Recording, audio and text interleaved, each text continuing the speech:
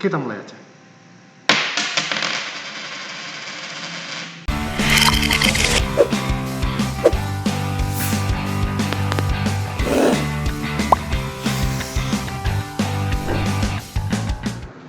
Assalamualaikum warahmatullahi wabarakatuh. Bertemu lagi dengan saya. Hari ini kita akan mempelajari multimedia elemen yang berikutnya, yaitu grafik. Di dalam multimedia, secara umum, grafik dapat dibagi menjadi dua jenis, yaitu gambar raster atau disebut juga gambar bitmap, dan yang kedua, gambar vektor. Khusus untuk video ini, fokus materi kita ada pada gambar raster. Sedangkan untuk gambar vektor akan dibahas di video yang lain. Secara definisi, gambar raster adalah gambar yang dibuat menggunakan teknik rasterisasi. Atau jika menggunakan istilah yang lain, yaitu gambar bitmap adalah gambar yang dibuat dengan teknik pemetaan bit atau bit mapping. Apakah yang dimaksud dengan teknik rasterisasi atau teknik bit mapping itu? Anggaplah gambar segitiga hitam ini sebagai sebuah objek atau benda yang ingin kita ubah menjadi gambar raster menggunakan proses rasterisasi. Misalnya dengan menggunakan kamera digital. Caranya, objek ini akan kita masukkan ke dalam sebuah frame yang telah dibagi-bagi atau dirasterisasi menjadi sekumpulan kotak-kotak kecil dengan ukuran sama. Kotak-kotak inilah yang kemudian dikenal dengan nama pixel. Tentunya kalian sadar, setiap kali kalian membeli kamera digital atau membeli smartphone, pasti ada ukuran yang menentukan spesifikasi kamera dalam bentuk pixel atau megapiksel. Ukuran ini sebenarnya menunjukkan jumlah pixel yang menyusun frame di dalam kamera atau smartphone tersebut. Ukuran ini dikenal juga dengan istilah resolusi. Dalam contoh kasus yang saya gunakan, frame tersebut tersusun dari 9 pixel yang diatur dalam bentuk 3x3, sehingga bisa dikatakan resolusi dari frame tersebut adalah 3x3. Untuk mengubah objek tersebut menjadi gambar raster, maka objek tersebut kita masukkan ke dalam frame yang sudah kita tentukan tadi. Perlu kalian ketahui, hanya objek di dalam frame yang bisa diubah atau disimpan menjadi gambar raster. Artinya, jika objek tersebut melebihi dari frame yang ditentukan, maka otomatis objek tersebut akan terpotong. Setelah objek tersebut masuk ke dalam frame, selanjutnya, kita perlu mengisi setiap pixel dengan informasi warna yang dibawa oleh objek tersebut. Caranya, setiap pixel hanya boleh mewakili satu warna dari objek, dan tidak boleh ada warna yang bersifat gradasi di dalam satu pixel. Untuk pixel yang terletak di kiri atas dan kanan bawah, jelas informasi warna yang disimpan pastilah warna putih, karena tidak ada lagi warna yang lain. Bagaimana dengan pixel yang lain? Seringnya, untuk kasus seperti ini, warna mayoritaslah yang dimasukkan sebagai informasi ke dalam pixel. Oleh karena itu, objek ini jika diubah menjadi informasi di dalam pixel akan menghasilkan informasi seperti ini. Setelah seluruh informasi warna dari objek tersimpan di dalam pixel, langkah yang terakhir adalah menyimpan warna tersebut sebagai bit. Ketika semua warna berubah menjadi bit, maka berakhirlah proses rasterisasi, sehingga gambar raster yang kita dapatkan adalah seperti ini.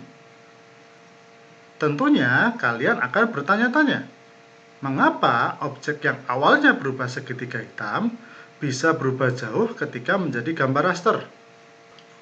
Jika kalian ingat, gambar raster yang kita miliki sekarang sebenarnya dihasilkan oleh sebuah frame dengan resolusi 3x3. Sekarang coba bayangkan, bagaimana jika kita menggunakan frame beresolusi 4x4 atau bahkan frame dengan resolusi 10x10. Bisa kalian bandingkan sendiri Semakin besar resolusi yang digunakan, maka gambar raster yang dihasilkan akan semakin menyerupai objek aslinya. Jadi, kualitas gambar raster akan sangat dipengaruhi oleh pemilihan resolusi. Semakin besar resolusi, kualitas gambar semakin baik, yaitu mirip dengan objek aslinya. Semakin kecil resolusi, kualitas gambar semakin buruk, atau jauh dari objek aslinya. Selain itu, karena gambar raster bergantung pada pemilihan resolusi, jika gambar tersebut dibesarkan, maka otomatis ukuran piksel yang kecil sekalipun juga akan membesar, sehingga mirip seperti mengecilkan resolusi. Inilah sebabnya mengapa memperbesar gambar raster dapat membuat gambar pecah. Dalam gambar raster, karena gambar tersusun atas kumpulan piksel, maka penentuan jumlah piksel atau ukuran piksel menjadi hal yang penting sekali. Selain dari resolusi piksel, kualitas gambar raster ditentukan juga oleh frame size. Sekarang, andaikan kita memiliki dua buah frame dengan ukuran yang berbeda seperti ini. Dan andaikan keduanya memiliki resolusi yang sama, yaitu 5x5. Sehingga frame tersebut akan berbentuk seperti ini. Bisa kalian lihat, frame yang besar cenderung memiliki ukuran piksel yang lebih besar dibanding frame yang kecil. Jadi, walaupun resolusi keduanya sama, tapi frame yang besar cenderung akan menurunkan kualitas gambar raster. Oleh karena itu, pemilihan resolusi perlu disesuaikan dengan ukuran frame atau frame size.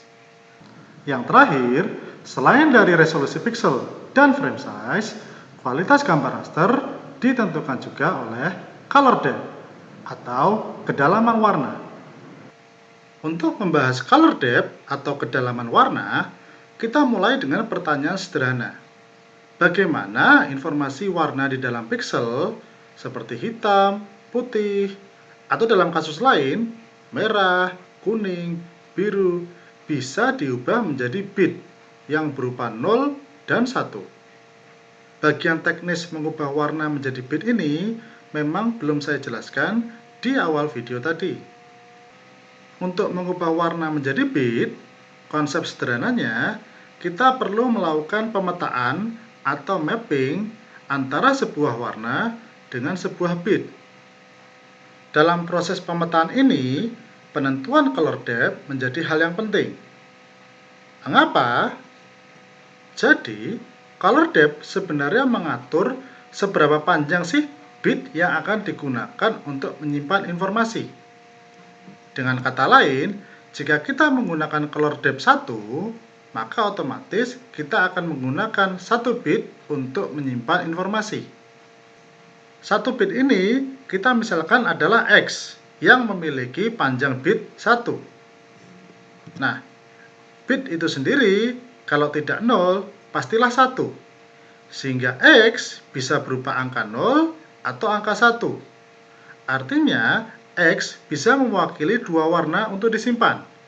Satu warna dipetakan dengan 0, dan satu warna lagi dipetakan dengan angka 1.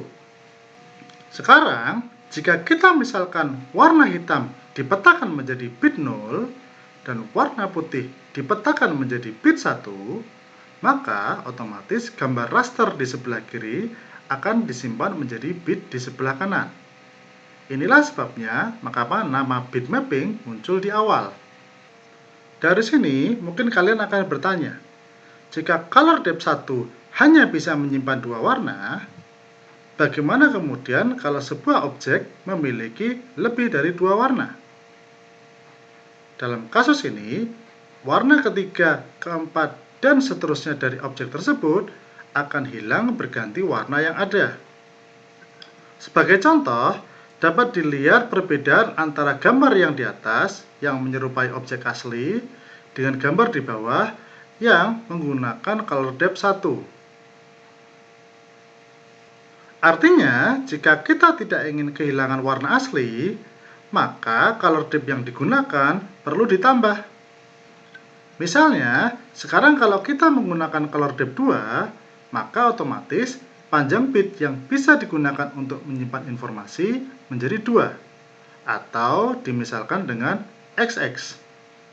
XX ini bisa saja berupa 00, 01, 10, atau 11, sehingga ada 4 warna yang bisa disimpan. Bagaimana jika color depth-nya ditambah lagi? Untuk mempermudah, kalian bisa melihat tabel ini. Terlihat, jika color depth yang digunakan misalnya 8 bit, maka ada 256 warna yang bisa disimpan.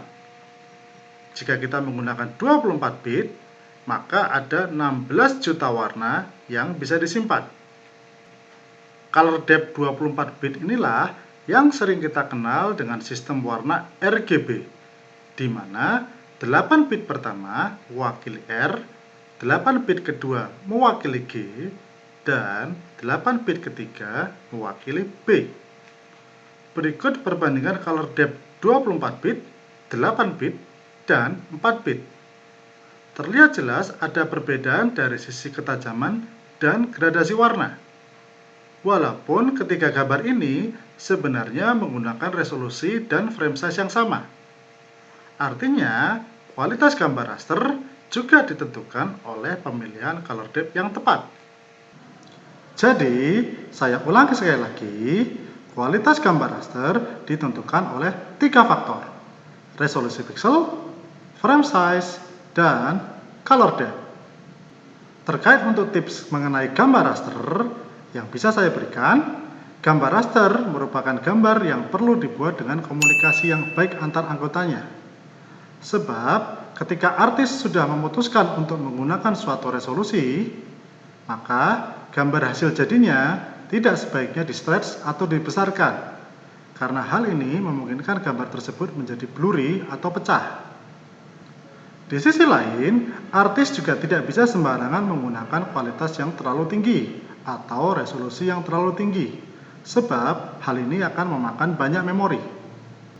Oleh karena itu, perlu komunikasi yang baik antara artis dengan seluruh pihak, agar terjadi keseimbangan antara kualitas gambar yang diinginkan dengan memori yang akan digunakan oleh gambar tersebut.